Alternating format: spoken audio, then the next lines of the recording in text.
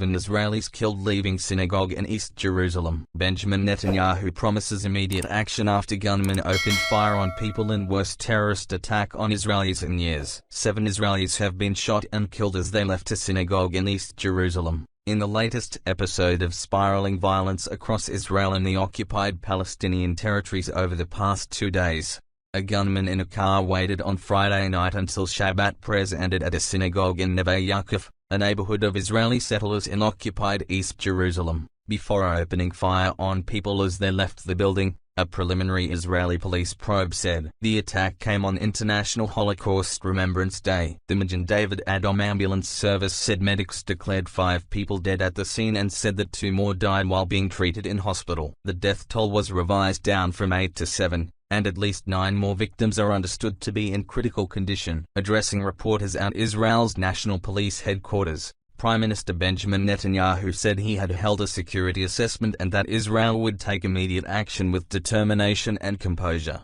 without giving further details. He called on the public not to take the law into their own hands. Television footage showed bodies strewn around the street, while police and ambulance sirens blared across Jerusalem late into the night. Israel's Channel 12 News reported that the gunman first attacked an elderly woman and a man on a motorbike before approaching the synagogue, although police did not immediately confirm those details.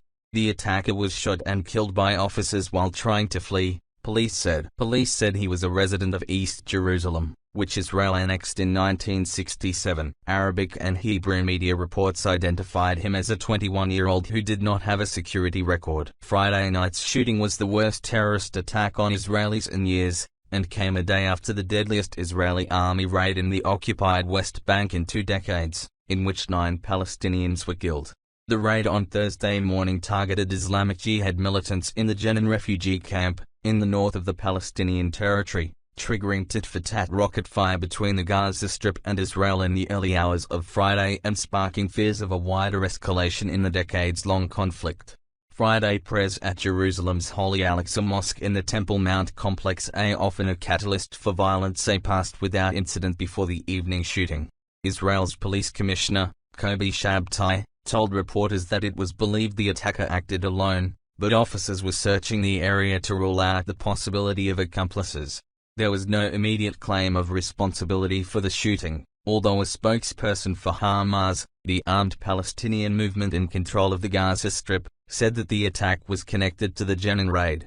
The synagogue attack was a natural response to the occupation's criminal actions, Hazem Qasem said. The smaller Gaza-based militant group, Islamic Jihad, also praised the attack without claiming responsibility. Last year was the bloodiest in Israel and the West Bank since 2004. With about 250 Palestinians and 30 Israelis killed. Another 49 Palestinians died in the Gaza Strip in a 3-day surprise Israeli bombing campaign in August. So far this month, 32 Palestinians have been killed. Late on Friday, unconfirmed reports emerged that an Israeli settler in the West Bank had shot and injured 4 Palestinians in the town of Be'ita, near Nablus. 1 person was reported to be in critical condition. President Joe Biden spoke to Netanyahu to offer U.S. support to the government and people of Israel, calling the shootings an attack against the civilized world, officials said. The president stressed the ironclad U.S. commitment to Israel's security. The White House said of the call. U.S. Secretary of State Antony Blinken, who is due to travel to the region this weekend, said, "The United States condemns in the strongest terms the horrific terrorist attack. We are in close contact with our Israeli partners and reaffirm our unwavering commitment to Israel's security." The U.S. State Department, along with the UN and other international mediators, called on both sides to de-escalate the situation. A spokesperson for UN Secretary-General Antonio Guterres said, "It is particularly abhorrent that the attack occurred at a place of worship, and on the very day we commemorated International Holocaust Remembrance Day." The UK Foreign Secretary, James Cleverly, described the attack as horrific, adding, "We stand with our Israeli friends,